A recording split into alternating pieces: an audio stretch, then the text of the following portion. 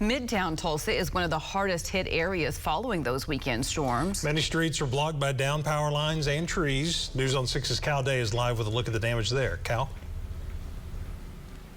Well, Craig, Lori, you really get the perspective of how powerful the storm was when you see scenes like this. Now, a neighbor just drove by and say this tree was iconic in the neighborhood for a long time. The homeowner here says it could have been around for as long as 100 years, but now it's uprooted and on the ground.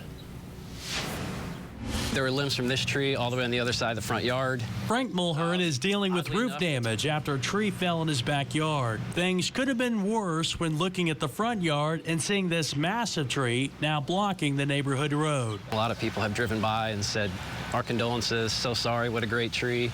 And this was a spot that a lot of people stopped on their walks with their dogs because it was big and shady. So to not have that after all these years is really weird. Mulhern says his last 2 days have been filled with picking up what he can. Just like many others, the power is out and the thermometer is heating up. The house stays pretty cool with the trees that we have left. So if it gets too unbearably hot, we'll figure out a plan B, but can't really do much of anything. Everybody's in the same situation.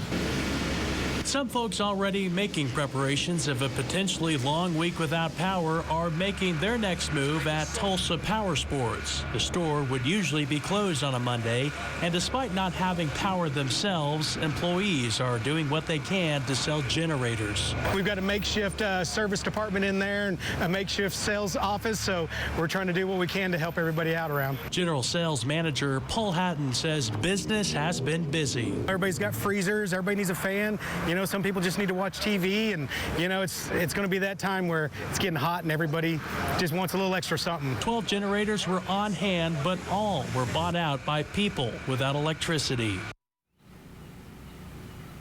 Now, the staff over at Tulsa Power Sports say they have ordered 20 more generators. All of those should be in stock by Wednesday of this week. Live in Midtown Tulsa, Cal Day, Oklahoma's Own News on 6.